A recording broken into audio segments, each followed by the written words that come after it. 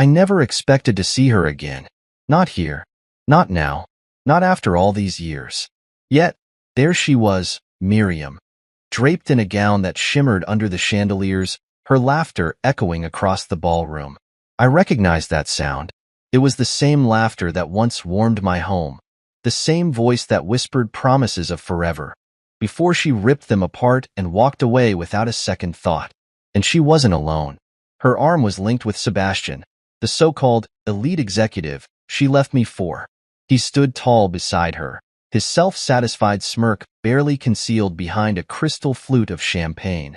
He had the look of a man who thought he had it all: money, status, power.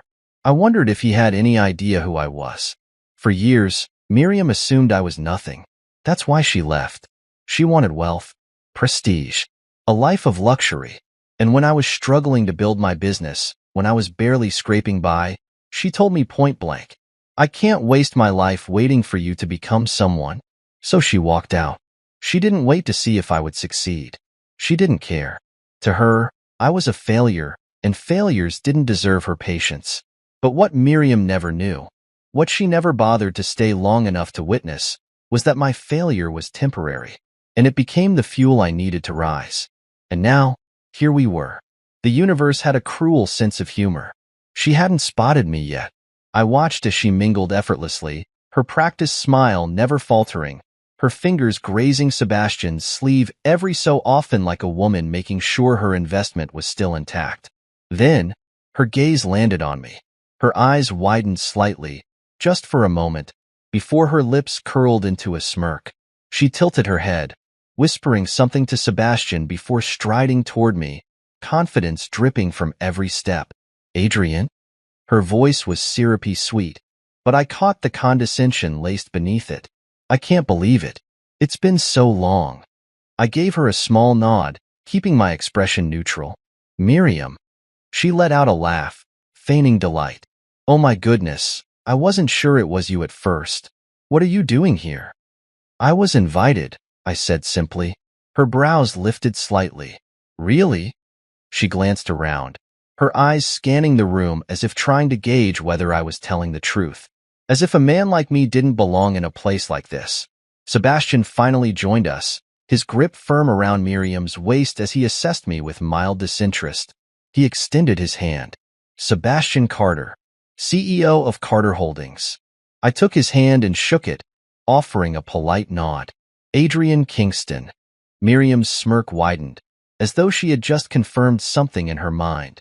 "So, Adrian, what have you been up to these days?" There it was. The bait. She wasn't asking out of curiosity. She wanted to hear that I was still struggling, that I was still in the same place she had left me, scraping by, barely making ends meet. I almost laughed, but I let her have her moment. "Oh, I said casually, "just working."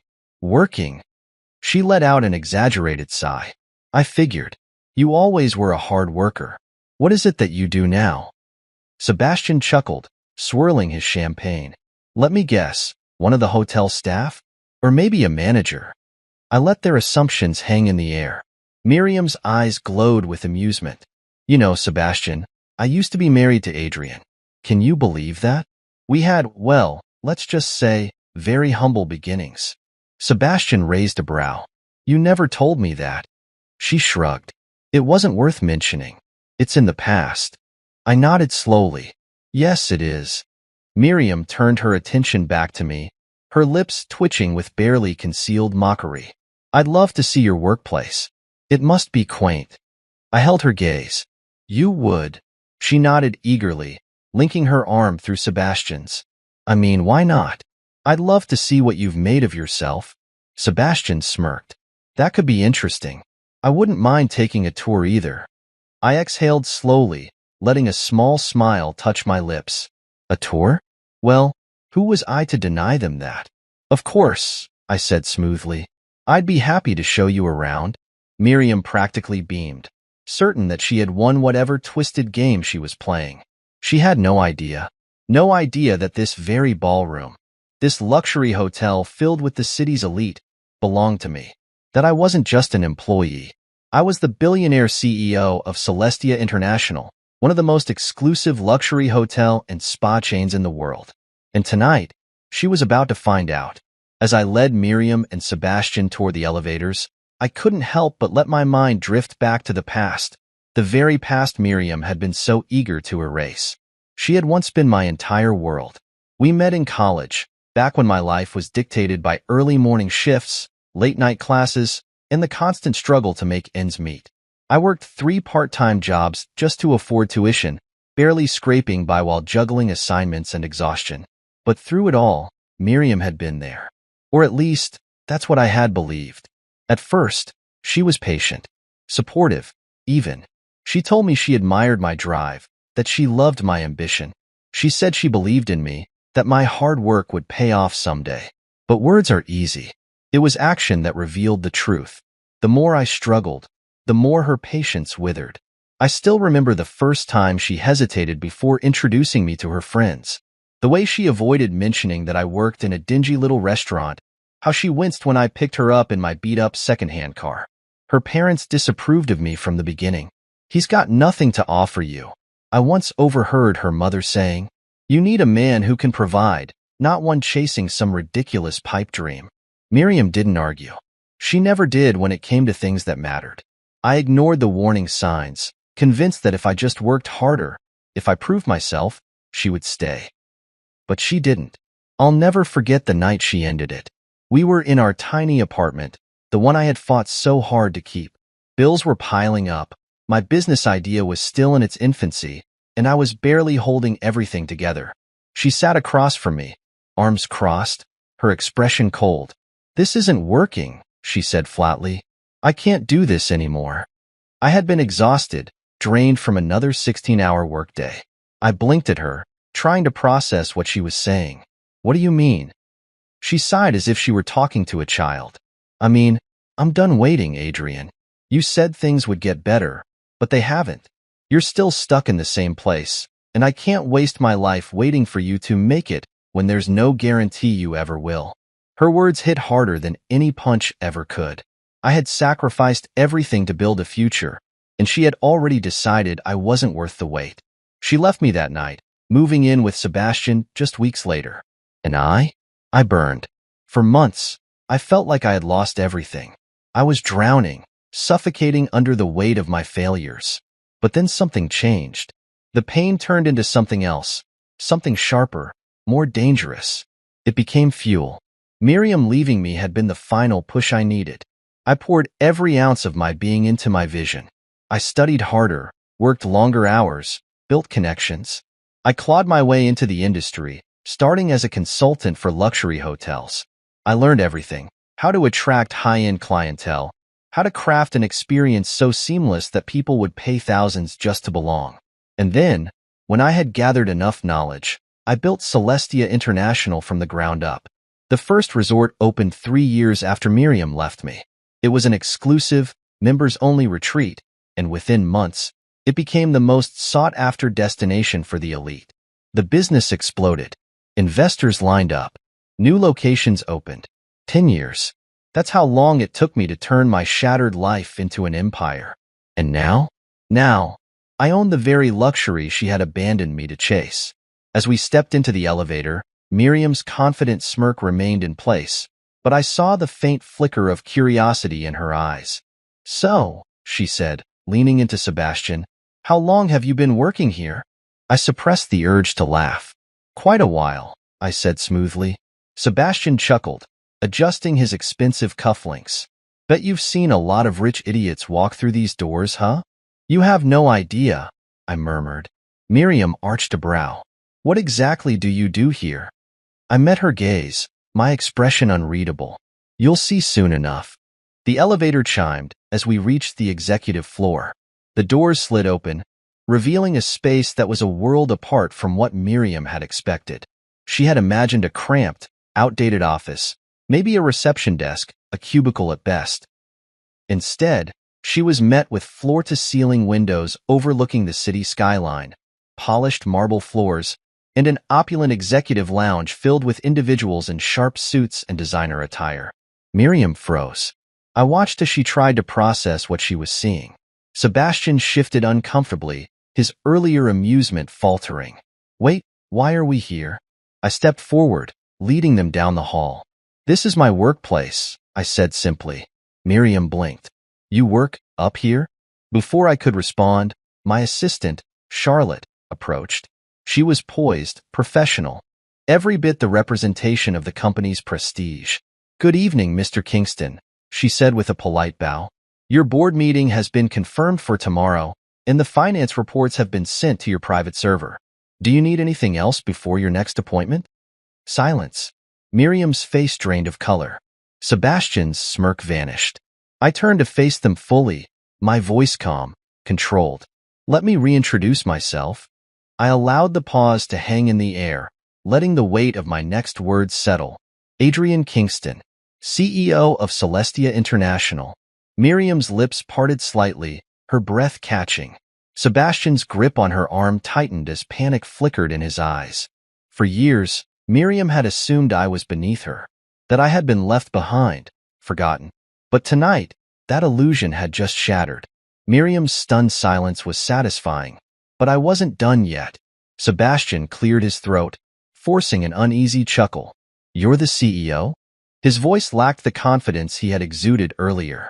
Yes, I said smoothly, watching his reaction. Didn't Miriam tell you?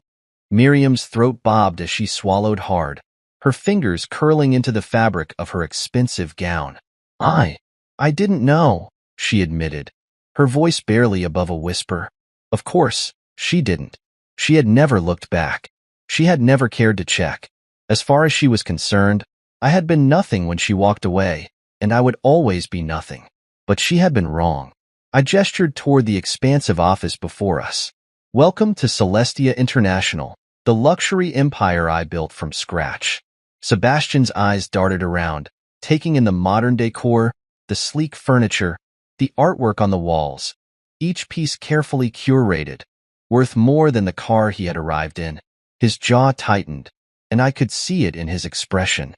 He realized he had underestimated me. But this wasn't just about proving my success. This was about the journey, the years of struggle, the relentless drive, the sacrifices that had led me here. I walked toward my office, pushing the glass doors open. Inside, the room was bathed in soft lighting, the massive desk positioned to overlook the city skyline. Behind me, Charlotte followed, professionally poised as always. Mr. Kingston, she said, your financial team has sent the latest quarterly reports. The revenue from our newest Dubai resort has exceeded expectations. Shall I have the numbers prepared for your board review? Yes, I said without hesitation. Miriam and Sebastian just stared. The woman who once laughed at my dreams, who told me I would never amount to anything, was now standing in the empire I had built, one she had never believed in. I took a seat behind my desk, my fingers drumming lightly on the polished wood. Would you like a drink? I asked, my voice calm, measured. We stock only the finest here. Miriam didn't answer. Sebastian, on the other hand, straightened his posture, trying to regain his composure. I have to say, Adrian, this is impressive. Impressive. I almost laughed. I had more than just impressive. I had power, influence, control over an industry where people like him wanted a seat at the table. But instead of gloating, I leaned back in my chair. You said earlier that you wanted to see my shabby workplace. I mused. Is it what you expected? Miriam clenched her jaw, but Sebastian forced a laugh. We were just joking, of course. Of course, I said, though we both knew he was lying. Miriam finally spoke, her voice hesitant. Adrian, I raised a hand, stopping her. Let me tell you something, I said, my tone steady. When you left, I was nothing. A man with a failing business, drowning in debt, wondering if I'd ever make it. And you? You made sure I knew exactly how worthless you thought I was. She flinched. I continued. But that's the thing about hitting rock bottom. It forces you to rise. Every insult, every doubt, every moment of struggle, they became my fuel. I built Celestia International not just to prove myself, but because I refused to let people like you decide my worth. The weight of my words hung between us. Sebastian shifted, clearly uncomfortable. Well, business is business, he said. attempting to sound casual. It's all about timing, right? I smirked. Yes, and mine couldn't have been better. Because I hadn't just built a company. I had built a dominance in the industry. Celestia International was the gold standard of luxury. Every resort, every spa, every high-end location bore my signature of exclusivity. I catered to the elite, the kind of people Sebastian wished he could mingle with. Miriam had traded me for security. And now, standing before me, she realized that the real wealth had been the man she had abandoned. Charlotte stepped forward. Mr. Kingston, shall I prepare your next meeting? I glanced at Miriam and Sebastian. Actually, I have some time. Why don't I give our guests a little more insight into my world? Miriam hesitated, but Sebastian, his pride clearly wounded, nodded. Sure, why not? I stood, leading them out of my office. As we walked down the executive floor, I gestured toward the surrounding offices. Each of these rooms belongs to a department that runs Celestia International, from marketing to real estate acquisitions to investor relations. Every decision made here shapes an empire worth billions. Sebastian's expression tightened. I continued. You see, luxury isn't just about wealth. It's about perception. People pay for status, for exclusivity. They don't just buy a hotel stay, they buy an identity. And I made sure Celestia International became the ultimate identity for the elite. Miriam exhaled slowly, as if trying to process just how far I had come. But I wasn't done. We reached a conference room where my top executives were in a meeting. The walls were glass, giving a clear view of the discussion happening inside. A slideshow displayed figures, profits in the hundreds of millions, acquisitions in progress, global expansion plans. Miriam's eyes widened. Sebastian stiffened. I let the moment sink in. This is what you left behind, I finally said. Miriam turned to me, her lips slightly parted, her confidence crumbling. Sebastian, clearly eager to change the subject, forced another smile. Well, it's an impressive setup, I'll give you that. But success isn't just about money, right? I smirked. True. It's also about who holds the power. Miriam gripped her purse tightly, avoiding my gaze. The realization had hit her. She had traded me for a future that wasn't guaranteed. And now, she was standing in front of the man she had underestimated and lost forever. I glanced at my watch. I have a meeting soon, so I'll have Charlotte escort you both out. But before you leave... I paused, my gaze steady. Enjoy the night. And next time you think of me as just another low-level worker. I smiled, a slow, deliberate curve of my lips. Remember whose name is on the building. The air in the room was heavy, almost suffocating, as Miriam and Sebastian absorbed the weight of the truth. My truth. The reality they never expected. I wasn't the struggling, insignificant man they had envisioned all these years. I wasn't the failure Miriam had abandoned, or the shadow she assumed had faded into obscurity. I was the CEO of Celestia International, the man who had built an empire from the very rubble she left behind. Sebastian, clearly trying to mask his discomfort, forced a tight-lipped smile. Well, Adrian, I have to admit, this is impressive. I chuckled, low and deliberate. Just impressive? Sebastian hesitated, his jaw tightening. I mean, sure, you've done well for yourself. Miriam remained silent, her eyes darting around the room, as if searching for something, anything, to hold on to. But there was nothing. No witty retort. No subtle insult that could diminish what was in front of her. She had lost that power. I leaned back against my desk, watching them. You wanted to see my workplace, I said smoothly. Why don't I give you a proper tour? Miriam's lips parted slightly, but she quickly closed them, nodding instead. Sebastian shrugged. Why not? I gestured for them to follow me as I stepped out of my office. My assistant, Charlotte, was already waiting outside, her expression composed as always. Mr. Kingston, she said, handing me a sleek tablet. The projected revenue from our newest Dubai resort has exceeded expectations. We've also finalized negotiations with the Paris acquisition. Good. Prepare the final contracts for my review, I instructed. She nodded. Right away, sir. Miriam's steps faltered as she glanced between us, no doubt realizing just how far I had come. I led them down the executive hallway, where each office housed the minds that kept Celestia International running at its peak. The walls were lined with glass, giving a clear view of the high-level meetings taking place. Discussions of multimillion-dollar projects, expansions, branding strategies. We stopped by one of the conference rooms, where a digital presentation displayed our latest global acquisitions. I turned to Miriam and Sebastian. This is where we make the real decisions. Every investment, every partnership, it all happens here. Sebastian frowned slightly. Celestia owns this many properties? I smirked. And more. We operate in over 20 countries, with new expansions already in motion. Miriam inhaled sharply. I had no idea. Of course, she didn't. She had never bothered to check. She had assumed I had failed, that I had stayed stagnant, trapped in the same struggles that once defined me. But assumptions had a way of unraveling. I continued walking, leading them toward the VIP guest suites. The hallways were adorned with exquisite artwork, the soft scent of luxury perfumes filling the air. As we reached the penthouse level, I turned to them. This, I said, gesturing towards the double doors ahead, is the Celestia signature suite, reserved for only the most exclusive guests. Sebastian scoffed. And what? It's just another overpriced hotel room? I smiled. See for yourself. I pushed the doors open, revealing the epitome of luxury. The suite was breathtaking.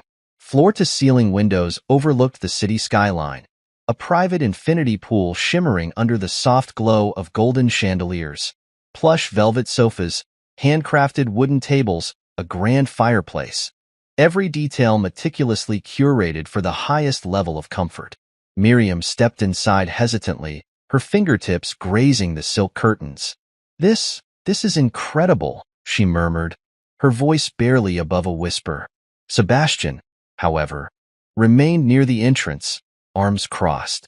How much does a night in here cost? He asked, forcing a smirk. I met his gaze. Starting rate? $15,000 per night? His smirk vanished. Miriam turned to me, eyes wide. 15,000? I nodded. Some guests stay for weeks at a time. She inhaled sharply. That was more than she had ever dreamed of spending on a single hotel stay. The irony wasn't lost on me. She had left because she wanted wealth, luxury, security. And yet, the man she had abandoned was the one who had built an empire around those very things. She could have had this. She could have had all of it. Sebastian's expression was unreadable, but I could see the tension in his jaw, the way his hands clenched at his sides. He had assumed he was the successful one, that Miriam had upgraded when she chose him. But standing here, in my world, he realized just how wrong he had been. I let the silence stretch for a moment before speaking. Shall we continue? Miriam swallowed hard, nodding stiffly. We moved through the corridors, passing by private event spaces, a world-class spa, and an exclusive rooftop restaurant with a months-long waiting list. Miriam's posture stiffened with each passing moment, her realization settling deeper with every luxurious detail.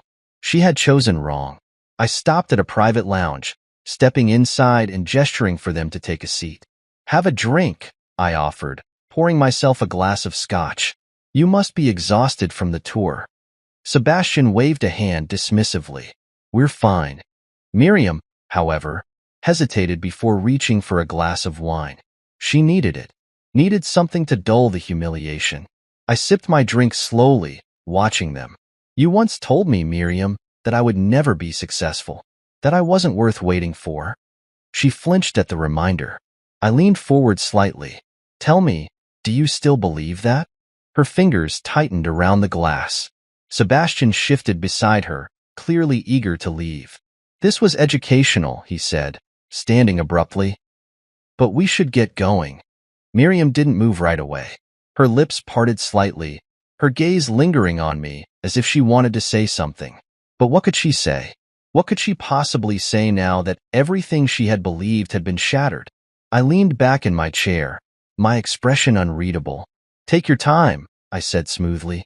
After all, it's not every day you get a glimpse of what you threw away. The silence stretched between us, thick and suffocating. Miriam sat frozen in her seat, her fingers still wrapped around the stem of her wine glass.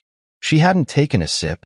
I could see it in her eyes, the realization, the slow, agonizing awareness of what she had lost. Sebastian, on the other hand, was unraveling. He adjusted his cufflinks, shifting uncomfortably in his chair. The smug arrogance he had carried all evening was fading, replaced by something that looked suspiciously like fear. "Well," he said, clearing his throat, "this was interesting." I smirked, swirling the amber liquid in my glass. "Was it?" Sebastian shot me a sharp look. "Yeah, but at the end of the day, success isn't just about money, right? It's about," he hesitated, searching for words, "happiness, fulfillment, not just wealth." I chuckled, low and deliberate. "That's rich, coming from the man who judged me based on where he thought I worked." His jaw tightened. Miriam finally exhaled, placing her untouched glass on the table. "I should have known," she murmured, more to herself than to anyone else. Sebastian turned to her sharply. "What?" She shook her head, dazed. "I should have known that Adrian wouldn't stay in the same place." Her eyes flickered toward me, regret evident in every movement.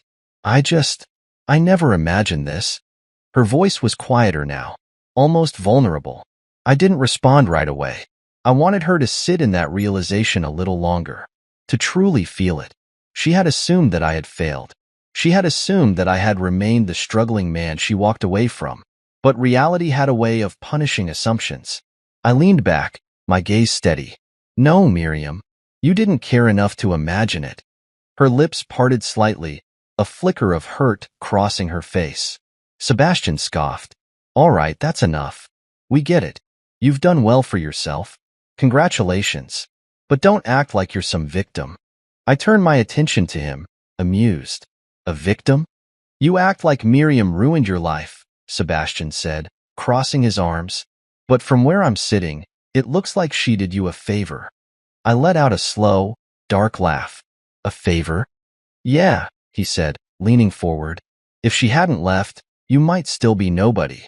Sometimes rejection makes people work harder. Maybe her leaving was the best thing that ever happened to you." Miriam stiffened beside him. I tilted my head, considering his words. "You might be right," I said finally. "She did push me to succeed." Sebastian smirked, as if he had won something. "But let's not pretend she left as some kind of selfless act to help me grow," I added smoothly. "She left because she was impatient. She left because she was greedy. She left because she didn't believe in me." Miriam flinched. Sebastian's smirk faded. "And now?" I continued, my voice calm but pointed. "Now she realizes that she bet on the wrong future." Miriam inhaled sharply. Sebastian's hands clenched into fists. I stood slowly, adjusting my cuffs. "You see, Sebastian, the problem with people like you is that you think wealth is just about having money. But true power, true wealth, it's about control, influence. It's about having people underestimate you, and then proving them dead wrong." Sebastian's throat bobbed as he swallowed. Miriam was trembling slightly. She had never expected this, never expected to see me again, never expected that the man she had dismissed would become someone she could never reach again. I turned to Charlotte, who had been standing quietly by the door. "Prepare a car for them," I said. "I think they've seen enough for tonight." "Of course, Mr. Kingston," Charlotte replied smoothly, immediately stepping away to make the call. Miriam looked like she wanted to say something. Her lips parted slightly, hesitation written all over her face. I waited, but she said nothing. Because what was there to say? Apologies wouldn't change the past. Regret wouldn't rewrite the choices she had made. She had walked away, and now she had to live with that decision. I turned back to Sebastian, who was still glaring at me, clearly itching to salvage his ego. "You said earlier that success isn't just about money," I mused. "That it's about happiness." Sebastian scoffed. "Yeah, and?" I smirked. "Are you happy?" Sebastian's face darkened. Miriam turned to him sharply. Her expression shifted, just slightly, but I caught it. Doubt, suspicion, regret. Sebastian clenched his jaw. "We should go," he muttered, grabbing Miriam's hand and yanking her toward the exit. Miriam didn't resist. But as they reached the door, she glanced back at me one last time. Her eyes were full of something she never thought she would feel toward me. Longing, regret. But it was too late. She had made her choice. And I had already moved on. I watched as Miriam and Sebastian disappeared through the doors, Charlotte following closely behind to escort them out. The moment they were gone, the room felt lighter, quieter. I exhaled slowly, setting my drink down on the polished marble bar. Miriam had finally seen what she had thrown away, and it had shaken her to her core. But this wasn't over yet. Miriam had left me because she wanted wealth, security, a life of effortless luxury. She had thought Sebastian was her golden ticket to that world. And now, I was curious to see just how secure their life really was. I walked over to my desk, pressing a button on the intercom. "Charlotte, get me everything we have on Sebastian Carter." A slight pause, then her crisp response, "Right away, Mr. Kingston." I had learned, long ago, that power wasn't just about money. It was about information, knowing the right things at the right time, being 3 steps ahead while everyone else was still playing catch-up. And if there was one thing I knew about men like Sebastian, it was that their arrogance often outweighed their intelligence. I leaned back in my chair, waiting. 15 minutes later, Charlotte returned, a slim tablet in her hand. She placed it on my desk and stepped aside, giving me a knowing look. "I think you'll find this interesting." I tapped the screen, scanning through the information. And then, I smiled. Because Sebastian Carter was drowning. His once successful finance firm? Gone. It had declared bankruptcy 6 months ago. His personal assets? Depleted. He had cashed out stocks, maxed out credit lines, and taken desperate loans, all while trying to maintain the illusion of a high-flying executive. Sebastian Carter wasn't a wealthy businessman. He was a man barely holding his life together. And Miriam had left me for this. I almost laughed. It was poetic. She had abandoned me because she didn't want to struggle, because she didn't want uncertainty, because she wanted a shortcut to luxury. And now, she was standing on crumbling ground, and she had no idea. I tapped my fingers against the desk, considering my next move. I could let this play out naturally, sit back and watch as reality slowly crushed them. But where was the fun in that? No. If Sebastian was struggling, I wanted him to feel it. I picked up my phone, dialing a number from memory. A deep voice answered on the second ring. "Kingston." "Jared," I greeted smoothly. "How's my favorite acquisitions expert?" Jared laughed. "Busy. What do you need?" I leaned back in my chair. "Carter Holdings. Ever heard of it?" A pause. "Sebastian Carter's firm?" "Yeah. They're bleeding money. The vultures are circling." "Good," I said, smiling. "Buy out whatever's left of his assets. Quietly. I don't want him knowing it's me. Yet." Jared let out a low whistle. "You really don't play around, do you?" I chuckled. "Not when someone needs a reminder of who holds the real power." "Consider it done," Jared said. "I'll send the reports over by the end of the week." I hung up, satisfaction settling deep in my chest. Sebastian had spent the night mocking me, assuming he was the one on top, assuming I was still some insignificant man scraping by. Now, he was about to lose whatever little he had left. And Miriam? Miriam had no idea that the life she had bet on was built on borrowed time. The next day, I arrived at my office early. Charlotte was already there, as efficient as ever. "Mr. Kingston," she greeted. "The financial reports on Carter Holdings are in your inbox." And she hesitated slightly. "You might find this interesting," Miriam Carter called this morning. I arched a brow. "Oh." Charlotte nodded. "She requested a meeting." Now that was unexpected. Miriam, coming to me? I leaned back, curiosity sparking. "Did she say why?" "No," Charlotte said, "but she sounded urgent." I smirked. Desperation has a way of making people humble, doesn't it? Charlotte's lips twitched in amusement. "Shall I schedule a meeting?" I considered it for a moment. Miriam had already lost the upper hand. She had already seen just how far I had risen. Now, she was coming to me, and I wanted to know why. "Schedule it for tomorrow," I said finally. "Let her wait a little." Charlotte nodded. "Of course, Mr. Kingston." As she left, I exhaled slowly, running a hand through my hair. Miriam was reaching out, and that meant only one thing. She knew. Maybe she had finally seen through Sebastian's lies. Maybe she had realized that the man she left me for wasn't the powerful, secure provider she had thought he was. Or maybe she just wanted a way back into my world. I smiled to myself. Whatever the reason, whatever she thought she was coming here for, she was about to learn something else. I was no longer the man she could walk away from. She had made her choice. And now, she had to live with it. The next day, I arrived at my office earlier than usual. The skyline stretched before me through the floor-to-ceiling windows, bathed in golden morning light. I sipped my coffee slowly, letting the warmth settle as I anticipated what was to come. Miriam was coming to see me. It had been years since she walked out of my life without looking back, certain that I would never amount to anything. But today, she had reached out, and I knew exactly why. She had discovered the truth about Sebastian. I had seen it in her eyes last night, the flicker of doubt, the unspoken fear. The moment she realized that the man she had abandoned had built a kingdom, while the one she chose was nothing more than a crumbling illusion. Now, she was coming here, and I was going to enjoy every second of it. A soft knock at the door interrupted my thoughts. Charlotte stepped in, her expression as composed as ever. "Mr. Kingston, Mrs. Carter has arrived. Shall I send her in?" I smirked. "Mrs. Carter? How ironic." "Yes, send her in."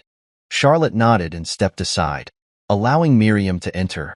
She walked in slowly, her posture stiff, her gaze flickering around my office. She was taking it all in. The luxurious leather chairs, the mahogany desk, the sheer dominance of the space. It was a stark contrast to the last time she had seen me, struggling in our tiny, run-down apartment. She looked different now. Older, yes, but also weary. This wasn't the woman who once laughed at my ambitions, who sneered at my dreams and called them childish. No, this was a woman who had been humbled. I gestured toward the chair across from me. "Have a seat, Miriam." She hesitated, then lowered herself into the chair. Her hands fidgeted in her lap, something she never used to do. For the first time in my life, Miriam was nervous around me. "To what do I owe this surprise visit?" I asked smoothly, leaning back in my chair. She swallowed, her lips parting slightly before she spoke. I wanted to talk." I raised a brow. "Talk?" She nodded, looking down at her hands. "About last night. About everything." I took my time, watching her. "Last night was illuminating, wasn't it?" Her jaw tightened slightly. "Yes." I tilted my head. "What part?" She exhaled, closing her eyes for a brief moment before looking at me again. "You. Everything you've accomplished." I smiled faintly. "Not what you expected, was it?" She hesitated. "No." There it was. The confession. The admittance that she had underestimated me, that she had made the wrong choice. I let the silence stretch, forcing her to sit in it. Finally, she spoke again. "Adrian, she hesitated, then sighed. "I made a mistake." I arched a brow. "Which one?" Her eyes flickered with something close to pain. "Leaving you." I stared at her for a long moment, absorbing those words. If she had said this years ago, maybe it would have mattered. Maybe it would have been enough to wound me, to reopen old scars. But now, it meant nothing. I set my coffee down with a quiet clink. "You made a choice, Miriam," I said calmly. "You walked away when I needed you the most. And now, suddenly, you regret it?" She winced. I interrupted, leaning forward slightly. "Do you regret that I proved you wrong?" She inhaled sharply, her hands clenching. "That's not fair." I smirked. "Isn't it?" Her lips parted, but no words came out. Because she knew I was right. She had left because she thought I would fail, because she didn't believe in me. And now, faced with everything I had built, she realized just how blind she had been. She straightened slightly, as if trying to reclaim some dignity. "Adrian, I didn't come here to fight. I came here because She trailed off, but I already knew what she was about to say. She wanted something. Miriam had always been good at manipulating situations to her advantage. And if she was here, it was because she thought there was still a way back in. I decided to cut to the chase. You're here because you finally saw the truth about Sebastian, aren't you? Her breath caught, her eyes widening slightly. I chuckled, shaking my head. I know everything, Miriam. Her hands clenched in her lap. He's broke, I continued, my tone matter of fact. His firm collapsed months ago. He's been pretending, lying to you. You left me for a man who's barely holding his life together. She flinched as if I had struck her. I leaned back, enjoying the slow unraveling. Tell me, I said, how did you find out? Did he finally admit it?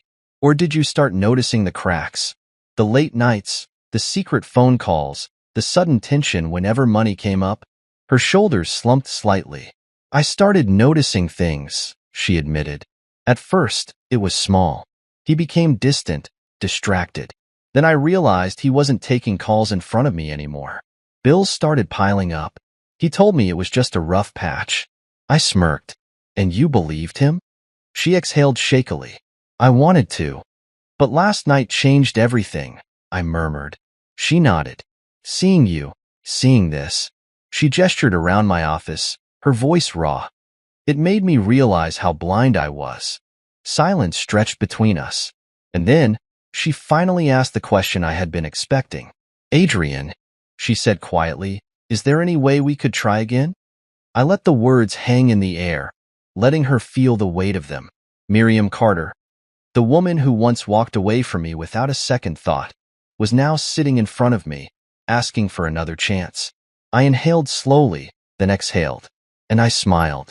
Not out of happiness, out of pure satisfaction, because Miriam was about to learn the most cruel twist of fate. She had left me for a man she thought was better, and now she wanted to come back. But the thing about choices, you don't always get to undo them. Miriam's voice trembled slightly as she asked the question, is there any way we could try again? I stared at her, letting the words settle in the air.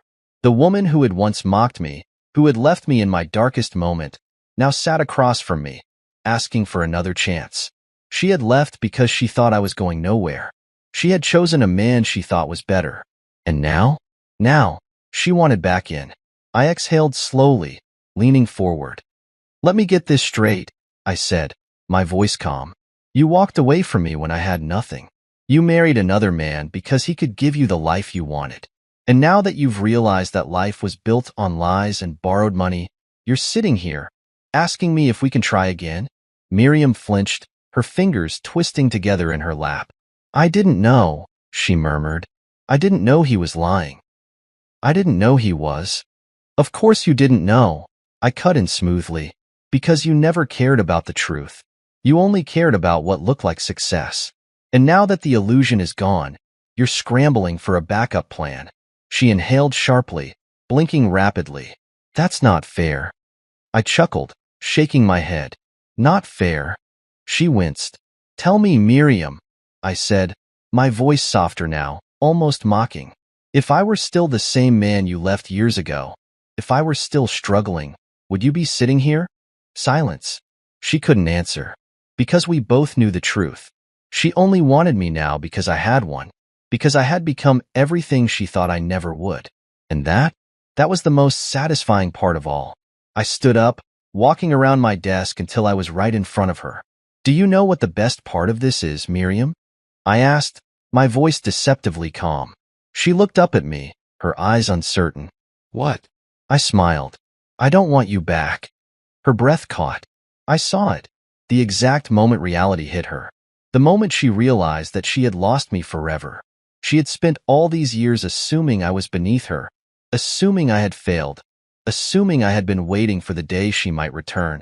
But I hadn't. I had moved on. I had built something so beyond her reach that even now, sitting in front of me, she wasn't worthy of stepping back into my world. She opened her mouth, then closed it, her hands gripping the arms of the chair. Adrian, please, she whispered, her voice raw. I shook my head, cutting her off. No, Miriam. She swallowed hard, her face paling. You made your choice, I continued, my voice as sharp as a blade. And now, you have to live with it. Tears welled in her eyes, but I felt nothing. No pity, no sympathy. Just satisfaction. Because this was justice. I straightened, walking back to my desk. Charlotte, I called out, my voice steady. The door opened almost immediately. Charlotte stepped inside, her usual composed expression unwavering. Yes, Mr. Kingston? Mrs. Carter was just leaving, I said simply. Miriam's lips parted. Adrian, wait. I didn't look at her. I didn't need to. She had already lost. Charlotte gave a polite nod. This way, Mrs. Carter. Miriam hesitated for only a moment before rising slowly to her feet. I could feel her looking at me, waiting, hoping for something. But there was nothing left to say. She had walked away once, and I had made sure she could never walk back. She turned and left the office, her heels clicking softly against the marble floor. As the door shut behind her, I exhaled slowly, running a hand over my jaw. That was it. That was the end of Miriam Carter. I leaned back in my chair, a slow smirk forming on my lips. The ultimate revenge wasn't wealth. It wasn't power. It wasn't success. It was knowing that the person who once belittled you, betrayed you, abandoned you, was now the one begging to be in your life again. And knowing that they could never have that chance. The moment the door shut behind Miriam, silence filled the room. I sat there, staring at the space she had just occupied, but I felt nothing. No lingering regret, no what-ifs, no unresolved emotions. Just satisfaction. She had walked out of my life all those years ago, never looking back. And today, she had returned, not out of love, not out of some long-lost attachment, but out of desperation. Because I had one, and she had lost everything. I leaned back in my chair, rubbing my jaw as I replayed the last few moments in my mind. The way her voice had trembled, the way she had struggled to form her words, the way she had realized too late that she had chosen the wrong path. It was poetic. I had spent years pushing forward, grinding, building an empire out of nothing. She had spent those same years chasing an illusion, believing she had secured a future that would always provide for her. Now, her foundation had crumbled, and I had been the one standing at the top, watching as it all collapsed beneath her feet. A soft knock at the door interrupted my thoughts. Charlotte stepped in, her expression as unreadable as ever. Mrs. Carter has left the building, she informed me. Good, I said simply. She nodded, but didn't leave immediately. Instead, she hesitated, something she rarely did. I took the liberty of digging deeper into Sebastian Carter's current financial situation, she said. There's more you might find interesting. I arched a brow. Go on. Charlotte walked forward, placing a sleek folder on my desk. It turns out, his debts are worse than we originally thought. He's been hiding his financial troubles not just from Miriam, but from his business partners as well. His company is crumbling, and with the recent acquisition of his remaining assets. She met my gaze, a hint of amusement flickering in her eyes. You now own everything he had left. I picked up the folder, flipping through the documents. Properties, investments, partnerships. Everything Sebastian Carter had built was now mine, and he had no idea. Yet, I smirked, tossing the folder onto my desk. Set up a meeting with him, I said. Charlotte's lips twitched slightly. Of course, Mr. Kingston. She turned to leave, but I called out, Oh, and Charlotte? She paused. Yes? Make sure it's at one of my hotels, I said, my voice laced with amusement. Let's make it a comfortable setting for him. Charlotte nodded, her expression betraying a hint of amusement. Consider it done. 2 days later, I sat in the private lounge of Celestia International's flagship hotel, sipping on a glass of whiskey as I waited. Sebastian had arrived 20 minutes ago. Charlotte had led him to the lounge, offering him a drink, making polite conversation. He had no idea what was coming. I watched him through the glass window separating the two rooms. He sat there, legs crossed, a faint smirk on his lips, as if he still believed he had some form of control. It was almost sad. Almost. I stood, adjusting the cuffs of my suit before stepping into the lounge. Sebastian looked up, his smirk widening. Kingston, he greeted, his tone casual. Didn't expect you'd actually want to meet in person. I took a seat across from him, my expression unreadable. Sebastian. He leaned back, swirling the drink in his glass. I have to admit, you've done well for yourself. Quite the upgrade from where you were a few years ago. I smirked. And quite the downgrade for you, I hear. His jaw tightened slightly, but he forced another chuckle. I won't lie, things have been rough. Business cycles, you know how it is. But it's temporary. I tilted my head. Is it? He frowned. What's that supposed to mean? I leaned forward, placing my glass on the table. Sebastian, let me save you some time. Your company is dead. Your finances are in ruins. You've been pretending, scraping by, hiding from the inevitable. I paused, letting my words sink in before delivering the final blow. And as of 2 days ago, I own everything you had left. The color drained from his face. He stared at me, his glass hovering midair before he slowly set it down. You're lying, he said, but his voice lacked its earlier confidence. I pulled out the folder Charlotte had given me and slid it across the table. Go ahead. Take a look. He hesitated before reaching for it. The moment he opened it, his expression shattered. His hands trembled slightly as he flipped through page after page. Legal documents, transaction records, signed agreements. Everything was gone. Everything was mine. He inhaled sharply, his fingers gripping the edge of the folder. You, he swallowed. You planned this. I smiled. No, Sebastian. You planned this when you built your entire life on borrowed money and arrogance. His breathing quickened, his jaw tightening. You bastard, he hissed. I chuckled. Now, is that any way to speak to your new landlord? His head snapped up. What? I leaned back, enjoying every second of this. That penthouse you and Miriam have been living in? That company office you still pretend to run? That car you drive? I spread my arms. All mine now. Sebastian's hands clenched into fists. You can't. I already have, I interrupted smoothly. Silence stretched between us. Sebastian's breathing was uneven now, his entire body stiff with barely contained rage. I let the moment linger before standing. I wanted you to be the first to know, I said casually. After all, it's only fair. You spent years thinking you were above me. And now? Now you're nothing. Sebastian pushed back his chair suddenly, standing so fast that his glass nearly tipped over. His face was flushed with humiliation and fury. You think this is over, he growled. I smirked. Oh, Sebastian. I leaned in slightly, lowering my voice. This was never a fight. It was a lesson. His jaw clenched so tightly I thought he might break a tooth. I straightened, adjusting my suit. Enjoy the rest of your evening, I said lightly. I imagine it'll be your last one in my penthouse. And with that, I walked out, leaving Sebastian Carter to drown in his own downfall. As I stepped out of the lounge, I didn't bother looking back. There was nothing left to see. Sebastian Carter, the man who once held his nose high, the man who believed he had everything, was now standing in the ruins of his own arrogance. He had mocked me, dismissed me, taken the woman who was supposed to stand by my side. And now, he had lost everything. His fortune, his business, his home, and soon Miriam.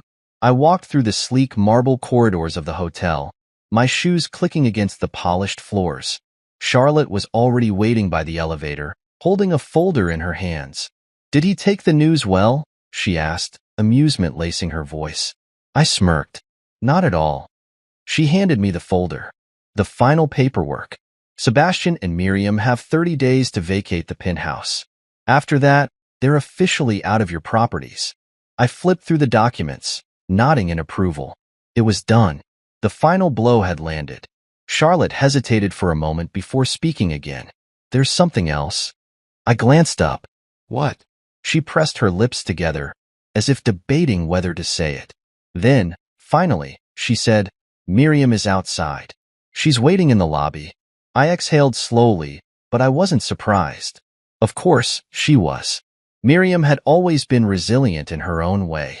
Even now, after everything that had happened, she wasn't ready to let go. Charlotte gave me a knowing look. Do you want me to send her away? I considered it. I had nothing left to say to Miriam. I had given her my answer the last time we spoke. There was no going back. But still, I wanted to see what she would say, what excuse she would come up with now that her world had collapsed. I slipped the folder under my arm, sent her up to the rooftop lounge. Charlotte gave a slight nod. Understood. I leaned against the glass railing, staring out at the city skyline. The rooftop lounge was private, exclusive to only a select few guests. It was quiet here, the air crisp as the evening lights flickered below. I heard the elevator doors open behind me, followed by hesitant footsteps. Then, her voice. Adrian. I didn't turn around right away. I took a slow sip of my whiskey before finally facing her. Miriam stood there, wrapped in an elegant coat, her expression a mixture of nerves and desperation. She looked tired, like a woman who had been running toward something that no longer existed. Nice view, isn't it? I said casually, turning back toward the city. She stepped forward hesitantly. I didn't know where else to go. I smirked, swirling the amber liquid in my glass. You're not here because you don't have anywhere else to go, Miriam. You're here because you don't have anyone else to turn to. She flinched, but she didn't deny it. I sighed, setting my drink down. What do you want? She inhaled shakily. I don't know, she admitted. I just needed to see you. I let the silence stretch between us before speaking. You saw me, Miriam. You saw what I became. You saw the life I built, the one you thought I'd never have. Her lips trembled. I was wrong. I chuckled, shaking my head. That's an understatement. She swallowed. I know I hurt you. I exhaled slowly. Miriam, do you even remember the last thing you said to me when you left? She paled slightly. I gave her a cold smile. I do. You said, I can't waste my life waiting for you to become someone. Her breath hitched. I took a step closer, my voice quieter now, but no less sharp. And now, you want to come back because I became someone. She looked away, ashamed. You don't love me, Miriam, I continued. You love what I have. You love the security, the success. You love the idea of being beside me now that I'm at the top. Tears welled in her eyes. That's not true. Isn't it? I challenged. She exhaled shakily. I did love you, Adrian. I swear I did. I studied her, searching for sincerity. And maybe once, it had been true. Maybe in the beginning, she had loved me. But love that vanishes when times get hard? That isn't love at all. I shook my head. Even if that were true, it doesn't matter anymore. She bit her lip, struggling to hold back her emotions. You really won't give me another chance? I tilted my head, studying her for a long moment. And then, I said the only thing that mattered. I already moved on. Her breath caught. I didn't elaborate. I didn't need to. The truth was there, hanging between us, undeniable and final. She blinked rapidly, trying to hold herself together. I understand, she whispered. And for the first time, I believed her, because she had no other choice. She had lost. And I had won in every possible way. I turned back toward the city, my hands resting on the railing. Goodbye, Miriam. I heard her inhale sharply, but she didn't argue. She didn't beg. She just stood there for a moment longer, then finally turned and walked away. The elevator doors closed behind her, leaving nothing but the quiet hum of the night. I took another sip of my drink, letting the moment settle. This was it, the final chapter of a story that had once defined me. I had built an empire from the ashes of my past. I had proven everyone wrong. And most importantly, I had freed myself. As the city lights flickered below, I smiled to myself, because for the first time in years, I wasn't looking back.